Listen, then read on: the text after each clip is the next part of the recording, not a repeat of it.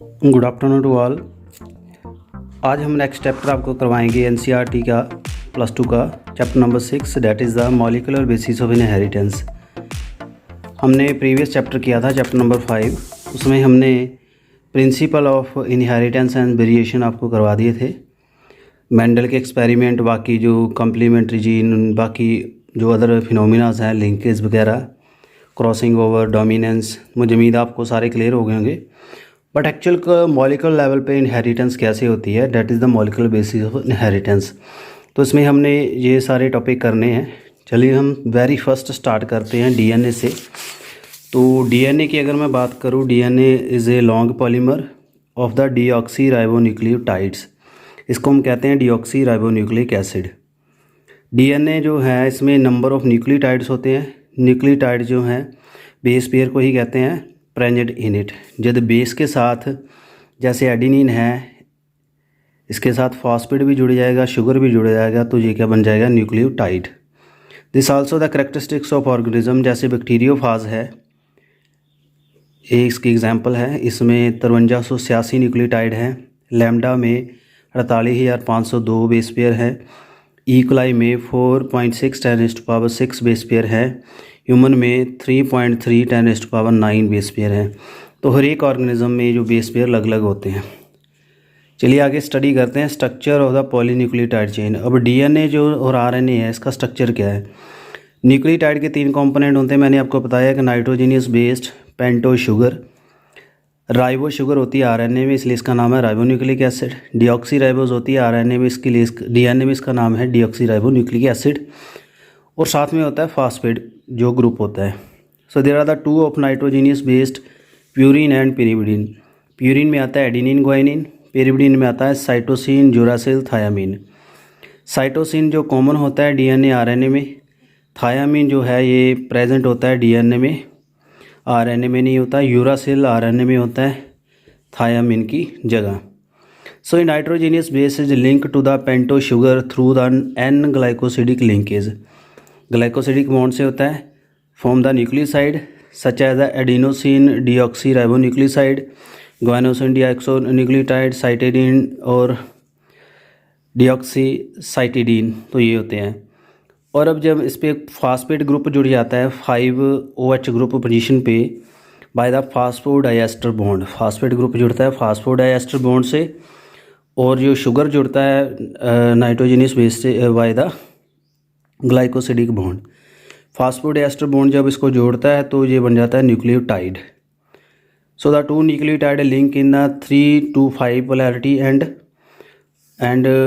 more nucleotide can be joined in such a manner to form the polynucleotide। फिर एक long chain बना देते हैं।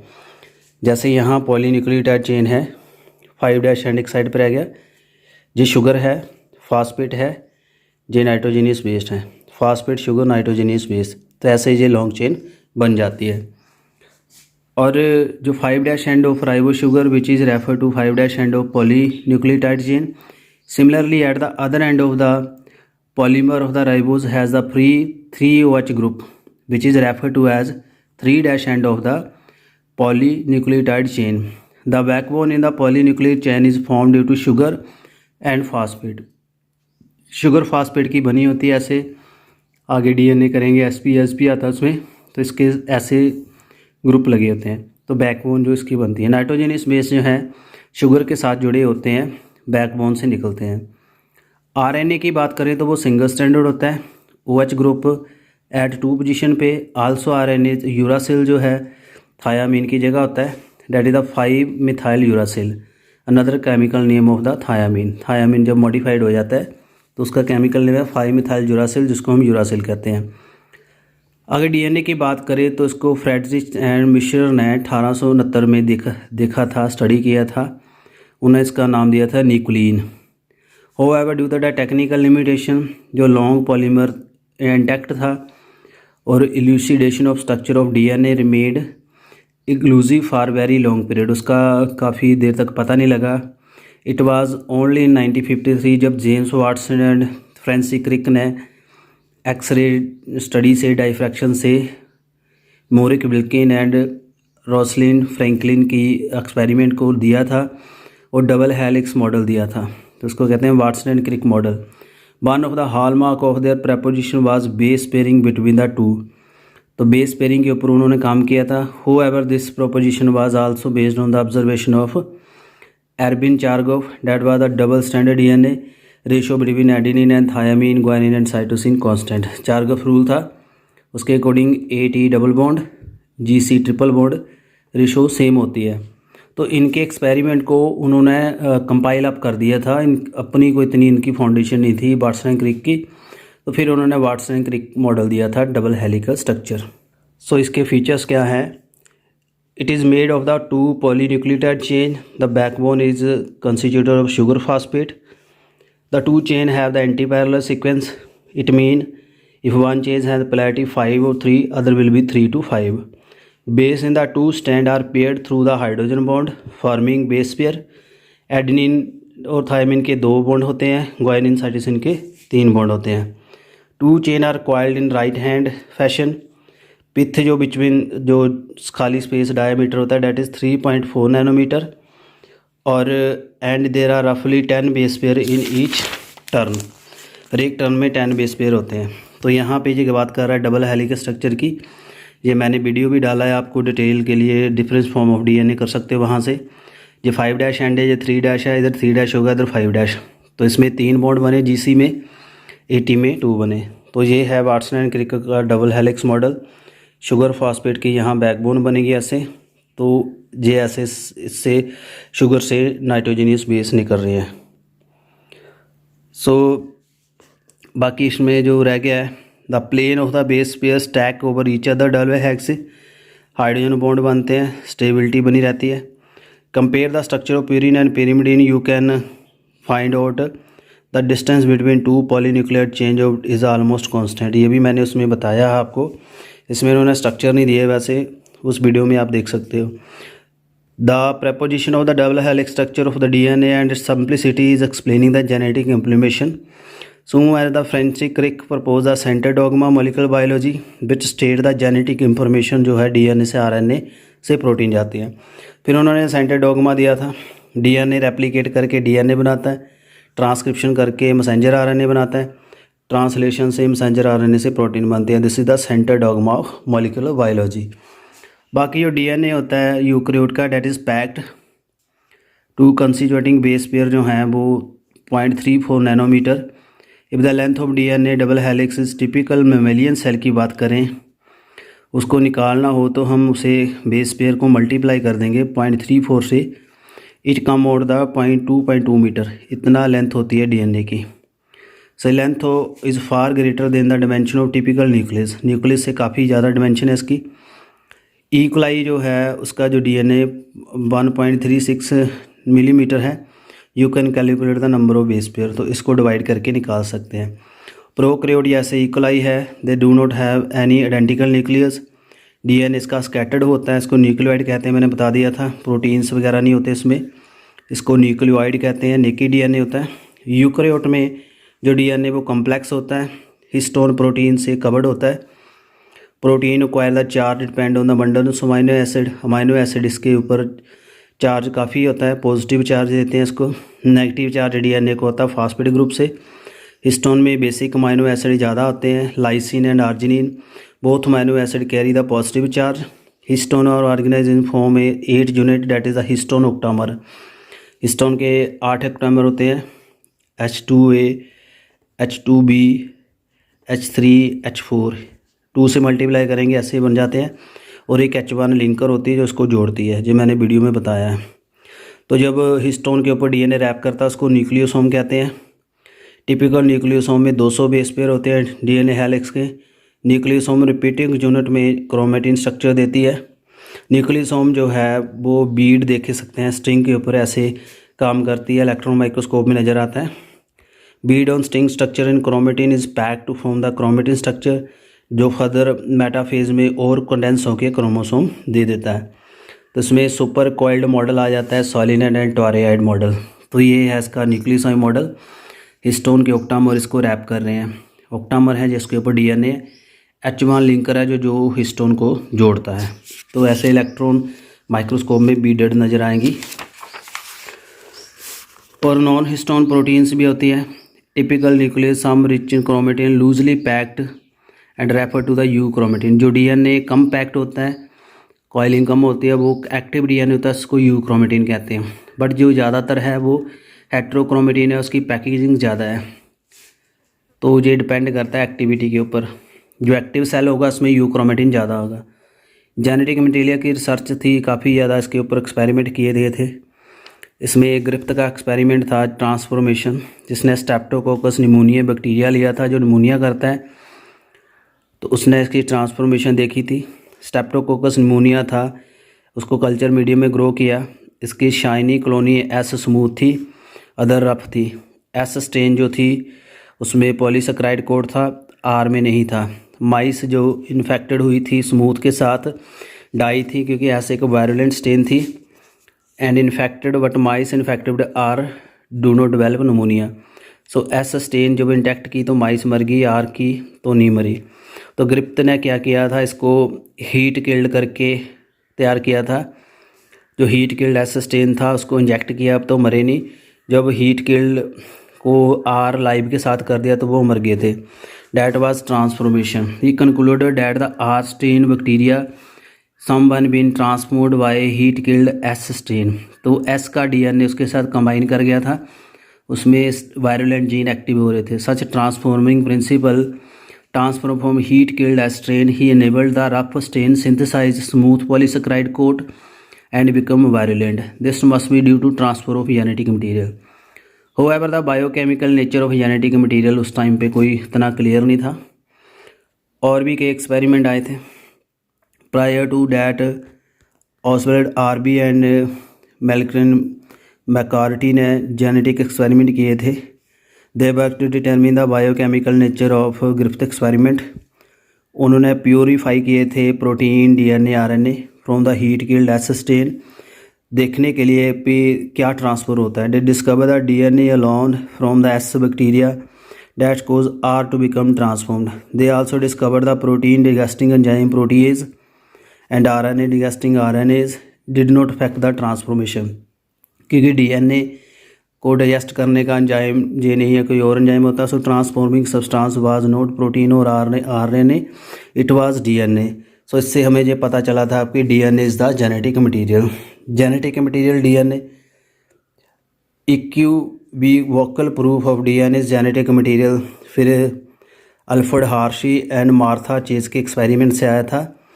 उन्होंने वायरस के साथ एक्सपेरिमेंट किया था, बैक्टीरियोफाज के साथ, तो उन्होंने बहुत अच्छा कंक्लूड दिया था। इसमें आप देख सकते हो, उन्होंने बैक्टीरियोफाज लिया था जो बैक्टीरिया को खाता है वायरस।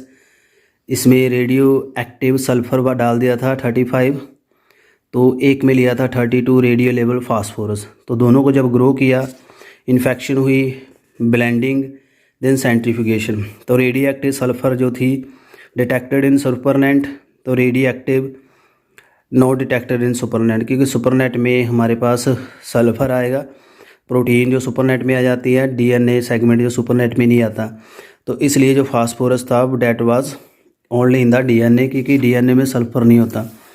सो इन्होंने क्या किया था, bacteria which infected with virus had radio active DNA indicating the DNA was the material that pass from the virus to bacteria. Bacteria were infected with virus had radio active protein did not radio active, क्योंकि protein sulphur के साथ जाती है। This indicate that the protein die not enter the bacteria virus. The DNA the genetic material, यहाँ से पता चल गया था। सो मुझे उम्मीद आपको ये क्लियर हो गया। इसका और भी डिटेल में एक्सपेरिमेंट मैंने वीडियो डाला है, उसमें देख सकते हो। ये थोड़ा इसमें बेसिक सी एक्सप्लेनेशन है आपको समझाने के लिए।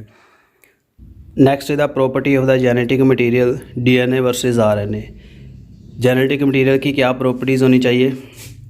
It should able to generate its replica, अपनी कॉपी बना सके।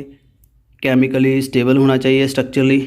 It should have scope to slow the changes, mutation हो, एवोल्यूशन करवा सके। It should be able to express itself, Mendelian character आने चाहिए।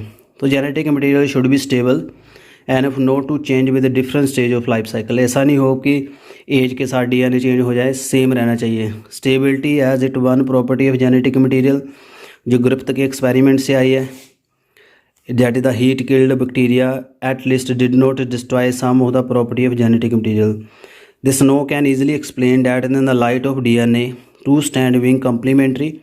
If separated by heat together, then appropriate conditions are provided.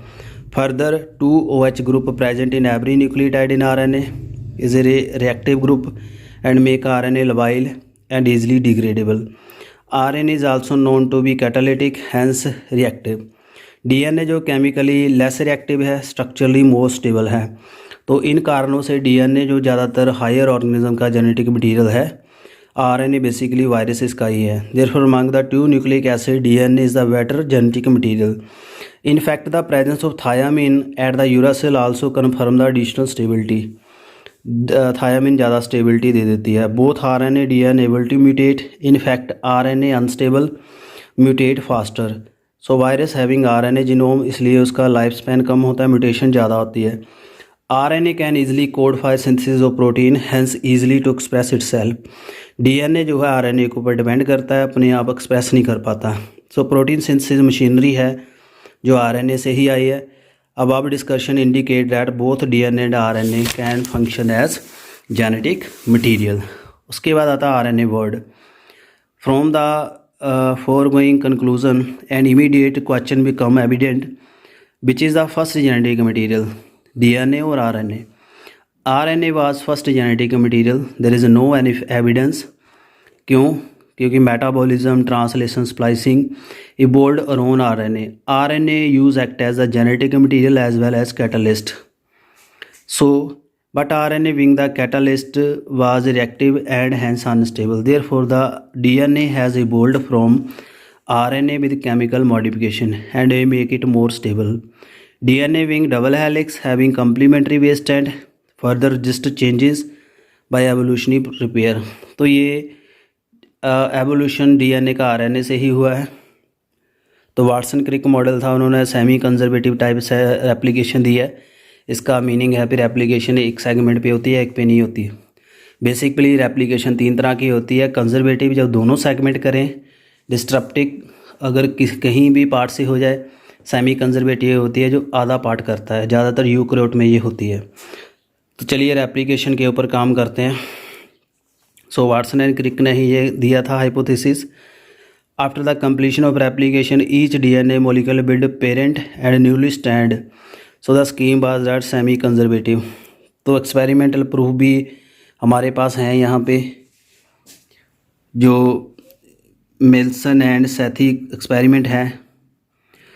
उन्होंने E coli को grow किया था nitrogen 15 में, आइसोटोप है only the nitrogen source for the generation. Result that nitrogen 15 was incorporated new synthesized DNA. This heavy chain DNA molecule could be distinguished from normal by centrifugation by cesium chloride density gradient.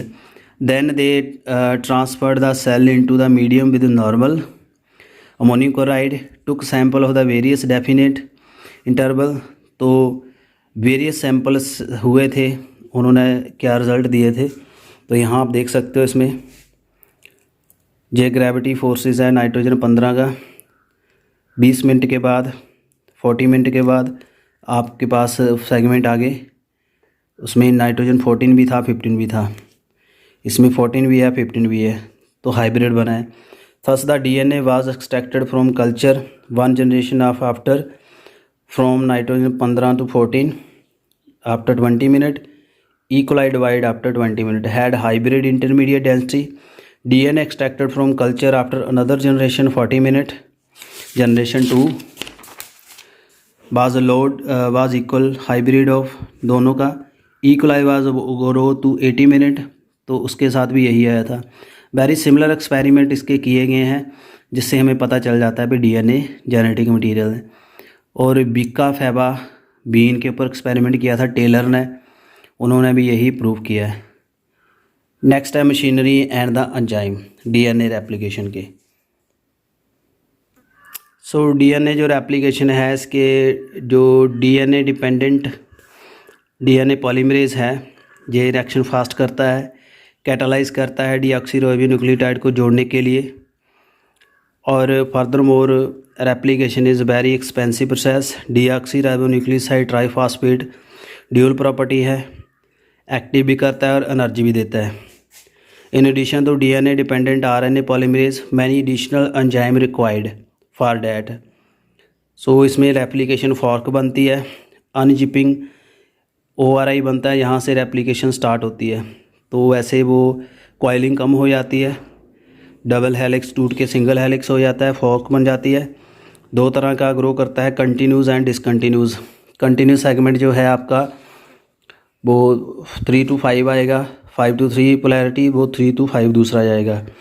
तो DNA ligase इसको जोड़ता है। Discontinuous के ऊपर Okazaki fragment बन जाते हैं जो स्मॉलर सेगमेंट जुड़ते हैं। बाकी जो इसके प्रोसेसेस काफ़ी कॉम्प्लिकेटेड प्रोसेस है, बट इसमें सिंपल ही बताया गया है। तो इसमें सिंगल स्टैंडर्ड बाइंडिंग प्रोटीन होती है, single SSB protein, topoisomerase enzyme होता है जो कट लगा देता है और द्वारा इसको सील करता है, यानी अनकॉइलिंग होनी चाहिए, पूरी कॉइल खुलेगी तभी उसके ऊपर प्रोसेस चलेगा। लाइगेज जोड़ गया इसको। इसके लिए प्राइमर चाहिए, क्योंकि जो डीएनए पॉलीमरेज अपने आप रेप्लिकेशन नहीं कर सकता, उसको आरएनए प्राइमर कहते हैं, आरएनए प्राइमेज। आरएनए प्राइमर जो है प्राइमर को पहले जोड़ेगा साइड में, फिर प्रोसेस ग्रो करेगी। उसके बाद प्राइमर निकल जाता है और लाइगेज छोटे सेगमेंट जोड़ जाता है। जो डिसकंटिन्यूस सेगमेंट है 3 to 5 डैश आता है, इसमें छोटे फ्रेगमेंट लगाते हैं, इसको कहते हैं लैगिंग स्टैंड। लैगिंग स्टैंड को जोड़ता है और उसको कहते हैं ओकाजाकी फ्रैगमेंट, साइंटिस्ट के नाम पे है। ओकाजाकी फ्रैगमेंट बाद में जुड़ते हैं। सो इसके जो बेसिक यूनिट होते हैं डीऑक्सीराइबो न्यूक्लियोटाइड मोनोफॉस्फेट, जैसे AMP है, GMP है, CMP है, TMP है। ये पहले एक्टिव होंगे, फिर ट्राई की फॉर्म में आएंगे, बाद में ये कन्वर्ट हो जाते हैं, एनर्जी रिलीज़ करते हैं। वो एनर्जी जो रिलीज़ करने के चेन को ग्रो कराने में हेल्प करती है। बाकी जो डीएनए में रेप्लिकेशन है, S फेज़ में सेल साइकिल की इंटरफेज़ में S फेज़ में डीएनए बनता है। बाद में डीएनए सुपर कॉइल्ड हो जाता है, तो किसी भी सेल की स्टेज में डीएनए द्वारा नहीं बनेगा। उसके बाद है ट्रांसक्रिप्शन। डीएनए से आरएनए बनने को ट्रांसक्रिप्शन कहते हैं। जो कम्प्लीमेंट्री प्रिंसिपल है जो चलता है, except adenosine no form the base pair with the uracil instead of thiamine. तो इसमें एडेनिन जो है उसके साथ क्या आ जाता है, C, थायामिन नहीं आएगा, G के साथ C आएगा। सो however unlike the process of replication, total DNA of organism get duplicated. In transcription only the segment of DNA get its copy. तो जो सेगमेंट चाहिए आपको, जो मैसेंजर RNA चाहिए, जिस एरिया का जीन एक्टिव कराना है, वहीं से ही ट्रांसक्रिप्शन होगी। सो दूसरा इसके लिए आपको RNA प्राइमर नहीं चाहिए होगा। इसमें 3 तरह के एंजाइम होते हैं ट्रांसक्रिप्शन में, RNA पॉलीमरेज 1, 2 एंड 3। 3 तरह के RNA बनाते हैं ये। इसको RMT वर्ड से याद कर सकते हैं, 1, 2, 3। जो मैसेंजर RNA है पॉलीमरेज 2 बनाता है, राइबोसोमल 1 बनाता है, तो ट्रांसफर RNA 3 बनाता है। By the both strand are not copied, एक टाइम क्यों नहीं करते? अगर दोनों टेम्पलेट एक्ट करें तो कोड करेंगे RNA molecule with different sequence. In turn if the code for protein the sequence of amino acid in the protein would be different. Hence, 1 cent of DNA coding for different protein thus would complicate the genetic information. Second, 2 RNA molecules if produced simultaneously would be complementary each other, hence would form double standard RNA. So दोनों नहीं करेंगे DNA के, एक पे ऊपर transcription चलती है, एक के ऊपर नहीं चलती, कोडिंग एंड नॉन कोडिंग। अगर दोनों पे चलेगी तो 2 डबल स्टैंडर्ड बन जाएंगे, वो आगे वो प्रोटीन नहीं बना पाएगा। इसलिए हमेशा एक स्टैंडर्ड के ऊपर ही ट्रांसक्रिप्शन चलती है। तो ट्रांसक्रिप्शन में ट्रांसक्रिप्शन यूनिट बनता है, पहले promoter, structural gene, terminator area बनता है। सो जो प्रमोटर एरिया होता है उससे प्रोसेस स्टार्ट होती है, जहाँ से RNA पॉलीमरेज जुड़ता है, स्ट्रक्चरल जीन एक्सप्रेस होता है मैसेंजर RNA में। तो ऐसे ही चलता रहता है प्रोसेस। टर्मिनेटर पे आके ये सारे सीक्वेंस टूट जाते हैं और बाद में वो सेगमेंट निकल जाता है। सो यहाँ पे DNA डिपेंडेंट RNA पॉलीमरेज है और जो टेम्पलेट स्टैंड होता है जिसकी पोलैरिटी 3 to 5 है। Other strand that has polarity 5 to 3। तो displace during transcription. So in this strand coding strand है। All the reference point while defining the transcription unit is made with coding strand. Coding strand के ऊपर ही transcription चलती है, non coding के ऊपर नहीं। सो ये टेम्पलेट स्टैंड है डीएनए का, इसके एनालॉगस कम्प्लीमेंट्री कोडिंग स्टैंड है, इसके ऊपर चलेगी, दूसरे स्टैंड के ऊपर नहीं चलेगी। तो ऐसे ग्रो करता है। जो प्रमोटर है, टर्मिनेटर है और स्ट्रक्चर जीन है, ये इकट्ठे जुड़े होते हैं। प्रमोटर जो है 5' एंड के ऊपर होता है। It is a DNA sequence that provide binding of RNA polymerase. Promoter के ऊपर आरएनए पॉलीमरेज जुड़ता है और टर्मिनेटर के ऊपर जाके रुक जाती है प्रोसेस, डाउन स्ट्रीम होती है। 3' एंड के ऊपर होता है। और भी रेगुलेटरी मशीनरी है जहाँ पे। तो जो आरएनए पॉलीमरेज है वो एक होलो एंजाइम होता है, उसके काफ़ी सब यूनिट होते हैं। उसमें जो सिग्मा फैक्टर होता है वो बाद में निकल जाता है जब 8 से 10 बेस पेयर जुड़ जाते हैं, आरएनए इतना लॉन्ग हो जाता है। और टर्मिनेशन पे रो फैक्टर होता है जो जाके प्रोसेस को रोक देता है। तो ये डिटेल में करेंगे बाद में। तो यहाँ से देख सकते हैं आप, सिस्ट्रोन एक एरिया होता है जो कोडिंग डीएनए का सेगमेंट होता है, और मोनोसिस्ट्रोनिक होता है जो एक ही तरह का प्रोटीन बनाता है। मोनोसिस्ट्रोनिक मैसेंजर आरएनए बनता है। बट प्रोकैरियोट में एक आरएनए कई तरह के कंपोनेंट बना देता है, उसको पॉलीसिस्ट्रोनिक कहते हैं। जो एक्टिव पार्ट होता है डीएनए का वो एक्सॉन होता है, इनएक्टिव इंट्रॉन होता है। तो types of RNA and process of transcription. So पहले इनिशिएशन होगी, सिग्मा फैक्टर जुड़ेगा आरएनए पॉलीमरेज का, उसके बाद प्रोसेस ग्रो करेगी, फिर सिग्मा फैक्टर रिलीज हो जाता है। सो RNA polymerase and rho factor जहाँ इसको बाइंड करे जाएगा पॉलीमरेज के ऊपर, इसको प्रमोटर से तोड़ देगा। तो ऐसे जो सीक्वेंस बनी है बाहर निकलेगी। तो इसके 3 प्रोसेस हैं, इनिशिएशन, इलॉन्गेशन एंड टर्मिनेशन। तो टर्मिनेशन फैक्टर काफ़ी होते हैं, जिसको रो फैक्टर कहते हैं। टर्मिनेशन फैक्टर है बैक्टीरिया में जो since the messenger RNA do not require any processing to become active and also since transcription and translation take part in same compartment. So इसका प्रोकैरियोटिक का जो मैसेंजर आरएनए एक्टिव होता है, but eukaryotic का जो बनता है मैसेंजर आरएनए उसको प्राइमरी ट्रांसक्रिप्ट कहते हैं। प्राइमरी ट्रांसक्रिप्ट, जो प्राइमरी ट्रांसक्रिप्ट होता है उसमें मॉडिफिकेशन चलती हैं, जिसको पोस्ट ट्रांसक्रिप्शनल मॉडिफिकेशन कहते हैं। इसमें एडिनाइलेशन आएगी, स्प्लाइसिंग आएगी, टेलिंग आएगी, और 3 प्रोसेसिंग से जो आरएनए है वो प्योर होके एक्टिव मैसेंजर आरएनए बनता है जो प्रोटीन सिंथेसिस में पार्टिसिपेट करता है। तो प्रोसेस है आरएनए ट्रांसक्रिप्शन की, जो आपकी यूकैरियोट की है। यहाँ पे इंट्रॉन्स हैं जो बन गया मैसेंजर आरएनए, जब बाद में निकल जाएंगी, स्प्लाइसिंग होगी, एक्सोन, एडिनाइलेशन होगी, एडिनल जुड़ेगा पॉली कैप पे, मिथाइलेटल कैप होगा पॉली, तो एडिनल टेल बनेगी। तो ऐसे ये मैसेंजर आरएनए एक्टिव बाद में बनता है। So there are at least 3 type of RNA polymerase जो होते हैं। सो 1 2 3 मैंने बता दिया। आरएनए 1 जो होता है राइबोसोमल आरएनए देता है। जो राइबोसोमल आरएनए है जो 20S, 18S, 5.8S आरएनए है। आरएनए 3 जो है जो tRNA, 5S आरएनए, SNRNA बनाता है। जो आरएनए पॉलीमरेज 2 है वो मैसेंजर आरएनए बनाता है, जिसको हेट्रो न्यूक्लियर आरएनए कहते हैं। उसके बाद आता है जेनेटिक कोड। सो नेक्स्ट इसका जो टॉपिक है that is the genetic code. So during the replication and transcription जो न्यूक्लिक एसिड है वो कॉपी करता है to form the nucleic acid. Hence the process is are easy to conceptualize the basis of complementarity. इसका basis क्या है? Process of translation, जिसको protein synthesis कहते हैं, उसके लिए आपको जेनेटिक इंफॉर्मेशन आनी चाहिए from the polynucleotide to form the amino acid. Neither does any complementary exist between nucleotide and amino acid nor could be drawn theoretically. तो इसको थ्योरेटिकली ड्रॉ नहीं कर सकते। तो इसके काफ़ी एविडेंसेस हैं जिससे जेनेटिक कोड आया। This led to proposition of the genetic code that the direct sequence of amino acid during the synthesis of protein synthesis.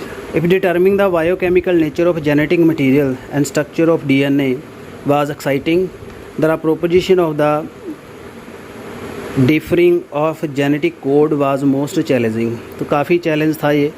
It required involvement of scientists, काफ़ी डिसिप्लिन के साइंटिस्ट आए थे, physics के, organic chemistry, biochemist थे।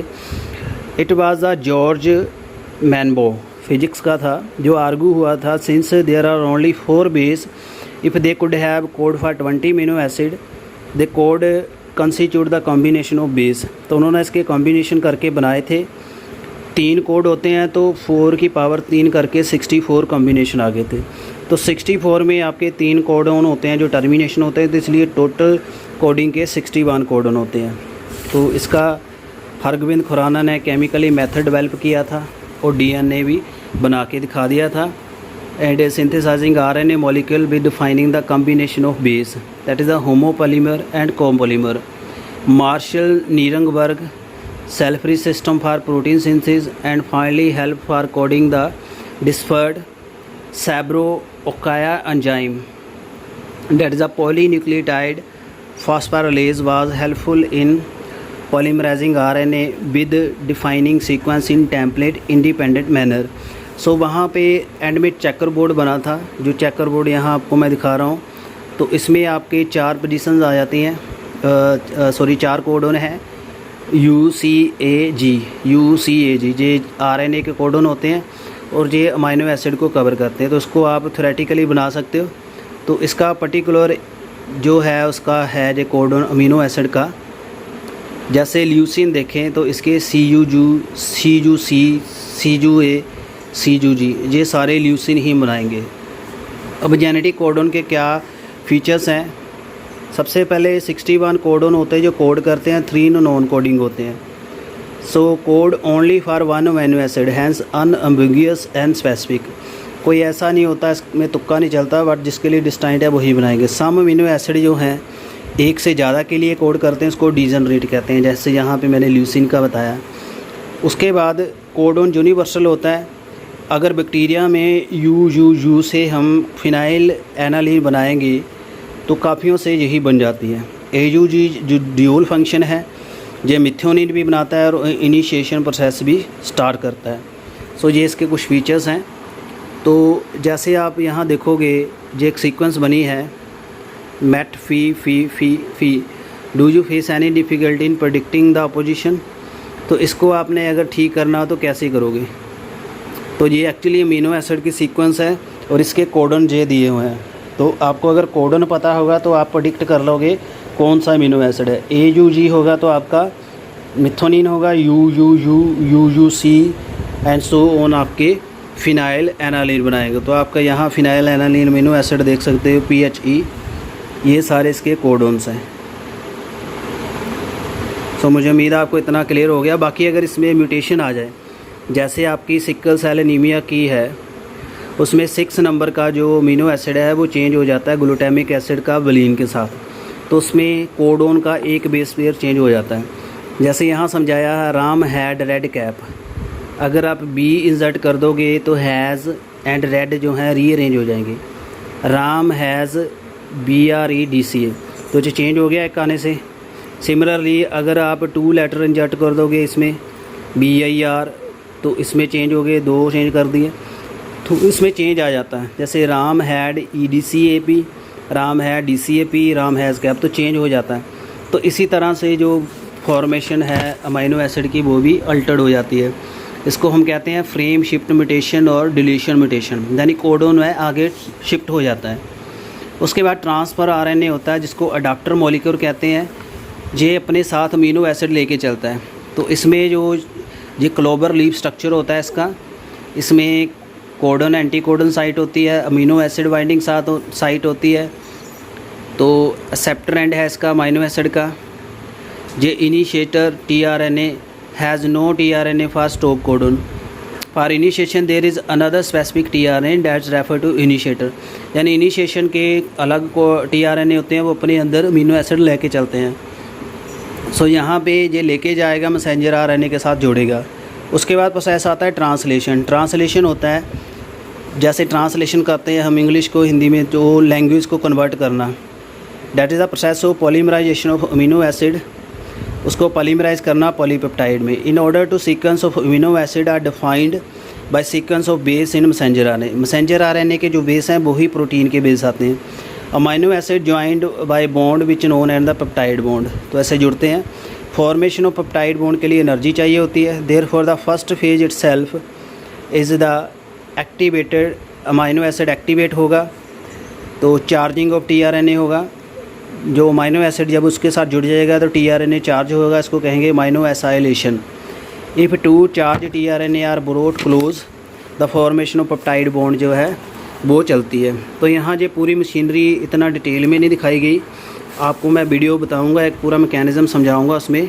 तो यहाँ आप देख सकते हो ये मैसेंजर आरएनए है।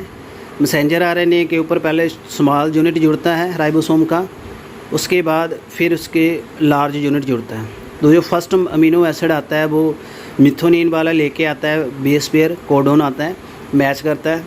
तो इसमें सेंडल्स आर जो सीक्वेंस होते हैं जो उसको रीड करते हैं, तो प्रोसेस कंटिन्यू होता है।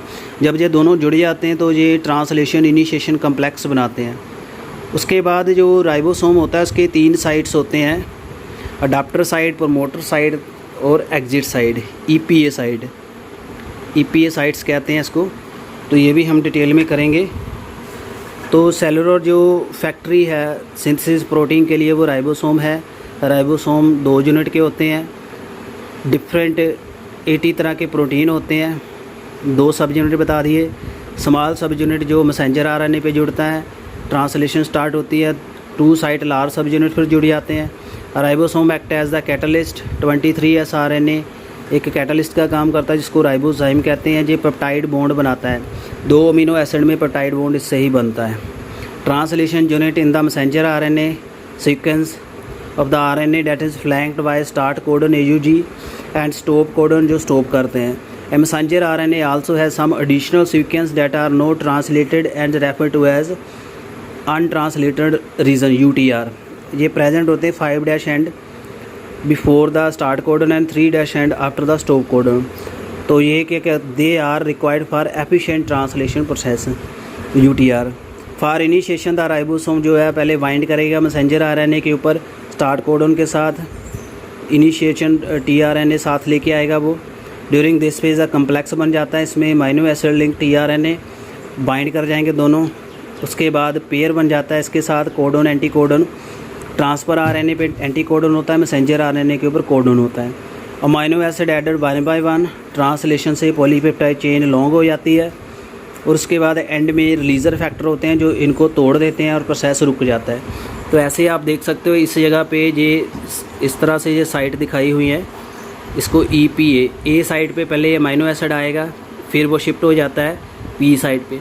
P साइट और A साइट में यहाँ बॉन्ड बन जाता है पेप्टाइड बॉन्ड, फिर वो अमाइनो एसिड फिर यहाँ चला जाता है, फिर यहाँ अमाइनो एसिड आएगा और जो वेकेंट है टीआरएनए वहाँ से निकल जाएगा E साइड से, जिसको एग्जिट साइट कहते हैं। तो इसकी मैं डिटेल में आपको वीडियो करवाऊँगा, 1-2 दिन तक आपको वो वीडियो अपलोड हो जाएगी। नेक्स्ट है रेगुलेशन ऑफ जीन्स एक्सप्रेशन।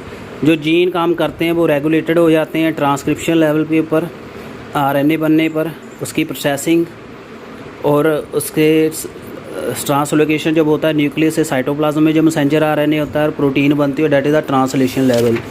तो इसके अपने अपने लेवल होते हैं। तो यहाँ पे प्रोकैरियोट के ऊपर यहाँ बात समझाई है उसने, लैक ऑपरन छोटा सा एक बताया है। जो अरेंजमेंट होता है जीन्स का एक सीक्वेंस के ऊपर, उसको ऑपरन कह दिया, जो इकट्ठा एक काम करते हैं। ऑपरन 2 तरह के होते हैं, इंड्यूसिबल ऑपरन है, रिप्रेसिबल ऑपरन। तो यहाँ पे सिर्फ इंड्यूसिबल ऑपरन ही बताया गया है, लैक ऑपरन। लैक्टोज जो शुगर है इकोलाई के लिए एसेंशियल शुगर है। तो यहाँ से आप देख सकते हो, यहाँ पे साइट्स हैं, ये प्रोमोटर एरिया, ऑपरेटर एरिया और जो स्ट्रक्चरल जीन है ZYA 3 होते हैं। तो यहाँ रिप्रेसर बनेगा मैसेंजर आरएनए। रिप्रेसर जब आपके पास इंड्यूसर नहीं होगा, तो यहाँ पे इंड्यूसर नहीं है यानी लैक्टोज नहीं होगा, तो रिप्रेसर बाइंड कर जाता है ऑपरेटर के ऊपर। उसके बाद यहाँ पे आरएनए पॉलीमरेज बाइंड नहीं कर पाता प्रोमोटर एरिया के ऊपर, तो प्रोसेस चलता नहीं है। उसके बाद जब द्वारे यहाँ रिप्रेसर बन गया, इंड्यूसर जो होता है लैक्टोज है, इसको इनएक्टिव कर देता है, इनएक्टिव रिप्रेसर जो है ऑपरेटर के ऊपर जुड़ता नहीं है और ऑपरेटर जो है ऑन रहता है और प्रमोटर के ऊपर मैसेंजर आरएनए लग जाता है और उसके बाद प्रोसेस चलता है। लैक मैसेंजर आरएनए बनता है, 3 तरह के एंजाइम बनेंगे, beta galactosidase, permease and transacetylase. तो ये जो एंजाइम है ये लैक्टोज का मेटाबॉलिज्म करवा देता है। तो friends this was inducer operon. और दूसरा ऑपरेन होता है non inducible that is repressible, उसको ट्रिप्टोफान ऑपरेन कहते हैं। इस बुक में नहीं दिया हुआ, ट्रिप्टोफान कहते हैं। ई कोलाई के लिए जो ट्रिप्टोफान है वो अनएसेंशियल कंपोनेंट है, ट्रिप्टोफान अपने अंदर बना लेता। यानी जो कंपोनेंट रॉ मटेरियल से आप अपने अंदर बना लेते हो, उसके लिए आपको अगर रॉ मटेरियल बाहर से आएगा तो उसकी मशीनरी रुक जाती है, तो that is the repressible operon. जैसे लैक्टोज आने से मशीनरी काम कर रही है तो वो ये इंड्यूसर है। अगर यहाँ पे ऑपरेन आ जाएगा, जहाँ ट्रिप्टोफान आ जाएगा तो मशीनरी बंद हो जाएगी, तो ये उससे उलट है। उसके बाद है ह्यूमन जीनोम प्रोजेक्ट। लास्ट में जो मैंने बता दिया था आपको एक वीडियो में, तो ह्यूमन के जो डीएनए है उसको पूरा एनालाइज़ किया गया था बेस पेयर के ऊपर। इसके ऊपर काम चला था, काफ़ी $1 मिलियन की इन्वेस्टमेंट थी। 1990 में ये लॉन्च हुआ था। मेगा प्रोजेक्ट है ह्यूमन जीनोम प्रोजेक्ट।